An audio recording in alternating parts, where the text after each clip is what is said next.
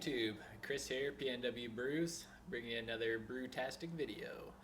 My fiance loves to make fun of me for saying that, but I guess it's gonna be my little tagline now, so learn to love it.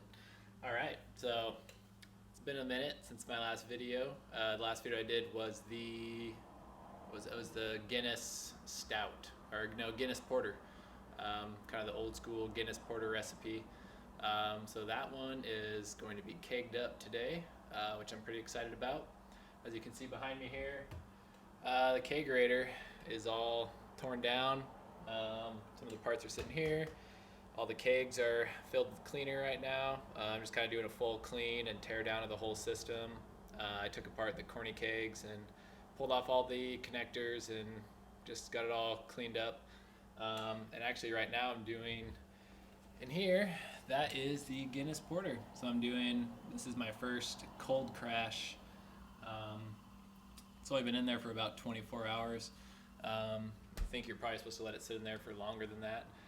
Not really sure, but I wanted to try it out because one thing I noticed with the German Weizenbock I did, when I cleaned out the keg, there was like pretty thick yeast cake on the bottom. And that's right where the keg is pulling from, is that bottom portion, and that beer was very, very yeasty tasting, I would say. And those Hefeweizen yeast are very strong, and it was very strong in this one. So I think if I would have cold crashed that one, a lot of that yeast and stuff would have dropped out of suspension, and when I kegged it, it probably would have been a lot cleaner. So I think I'm gonna try and start doing this with all my brews now. I don't know if a day is really long enough. You guys can let me know down in the comments below, but I think with this one I'm not too concerned about any sediment or anything, but figured I'd just try it out. So here it is. So I'm gonna do just a quick video of I guess me kegging this thing up, putting everything all back together. Probably won't do too much commentary, probably just give you just a little play-by-play what's going on and little run through. So all right, let's get going.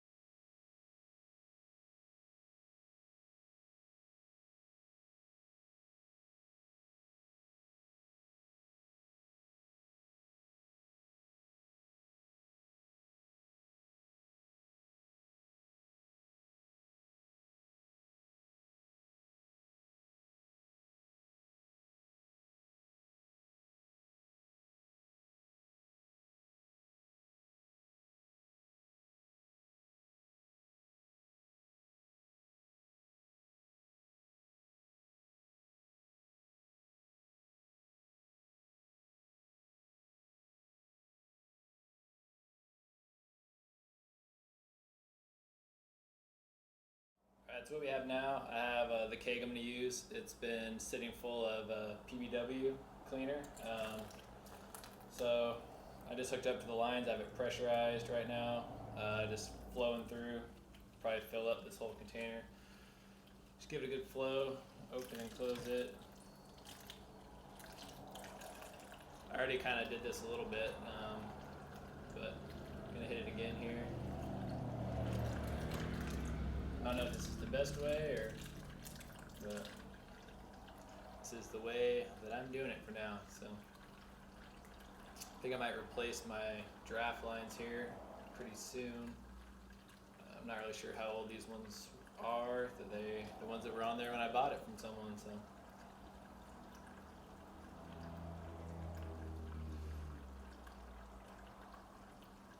all right, I think we're looking good there. I'm going to cut the air.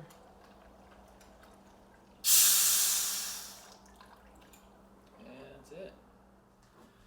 Alright, so what I did so far is I just dumped all the PBW out of the keg, gave it a good rinse with some hot water. Now I'm struggling to get the start gun open. There it is.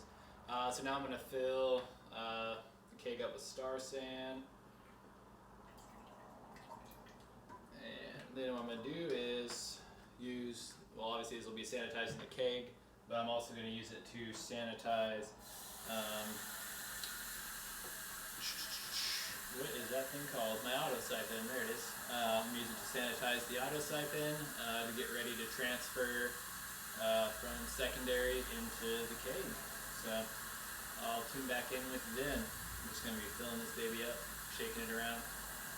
I also have some keg lube over there, which I'll use mainly for this main top seal here. So yeah, I'll go through all that. Okay, I'm gonna try and do this on camera here. So this is what I'm using here. Come on, zoom. There it is. A little keg lube. Definitely don't need a lot. I mean, just barely dip your finger in there and just kind of coat the outside of it. A little bit goes quite a long ways on this. So this will just help the seal. It'll help maintain the life. So I've been told. I don't really know all this stuff for sure, but I got it, so I'm using it. Okay, now got the keg lube on here. I'm gonna put this back in. This is now full of Star Sand, by the way. I'm gonna rinse off my fingers a little bit.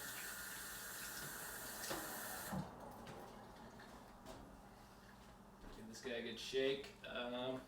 So probably let this sit for a little bit. I'm gonna run it through the tap line as well. Get that all nice and sanitized. And the next step I'll probably bring in for is gonna be racking into the keg here. So, all right.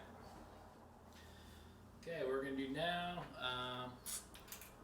is sanitize the auto siphon.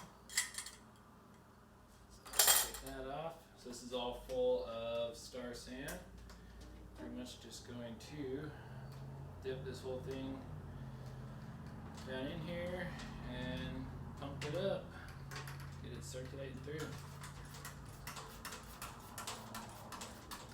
I don't know if there's a better, easier way, or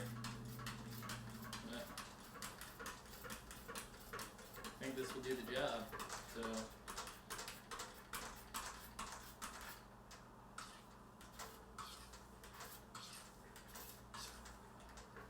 okay, I don't know if you can see that behind me or not, but that is the Guinness Porter. It is ready to rock right now. So got a couple props to get set up. Okay, I think we're ready just to dip this thing down in.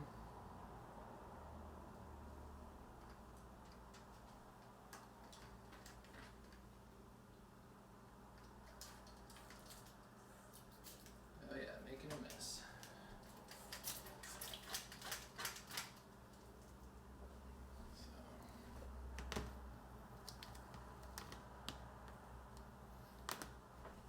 Actually need to empty this out first.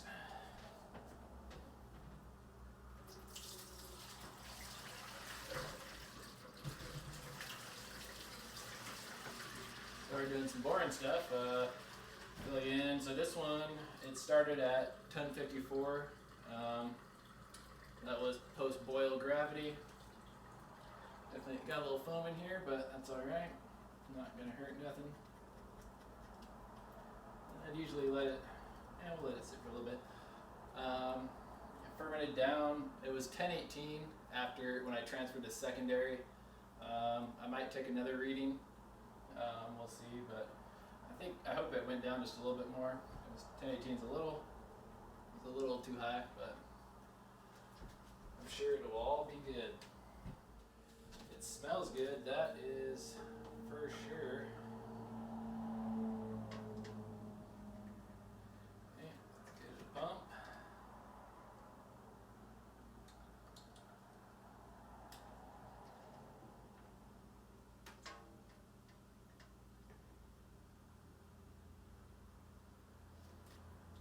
Alright, I'll probably check back in with you in a little bit, because I'm not going to make you sit here and watch this, because this is boring. Alright, so we are in the keg, as you can see right here. So first thing we're going to do is just try to vent all of the oxygen out. So I have it hooked up to the CO2. Just going to give it a very light amount, just a couple pounds, and then just kind of trying to really, there's probably be some foam coming out. from the Star San. The foam was starting to come out the top as I was filling it up. I'll probably give it a little more boost.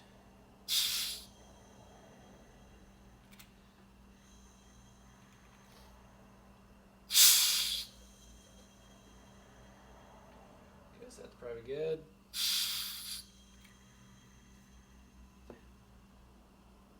Okay, so I'm gonna hook up the beer line here as well. Sorry, I'm trying to do this all one-handed here.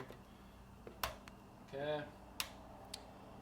Okay, so now I'm just gonna put it in the kegerator, let it sit at this low pressure overnight.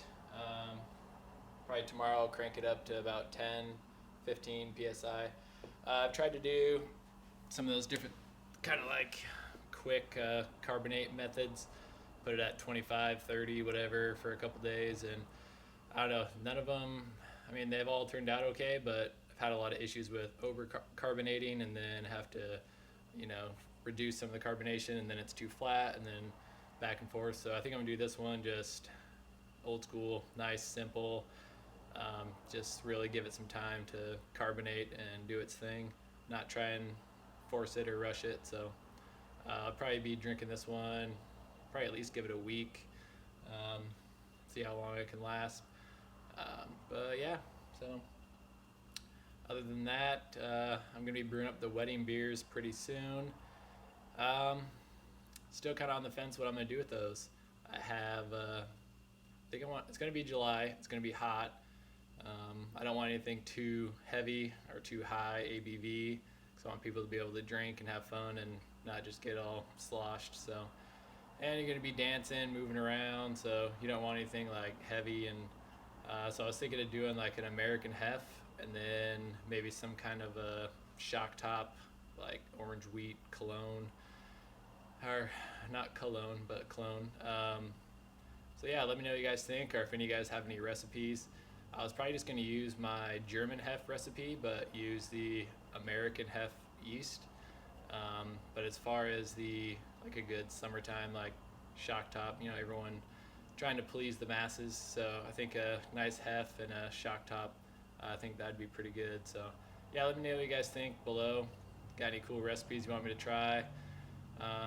Yeah, I'm open to anything. So till then, happy brewing, and I'll catch you guys later. Peace.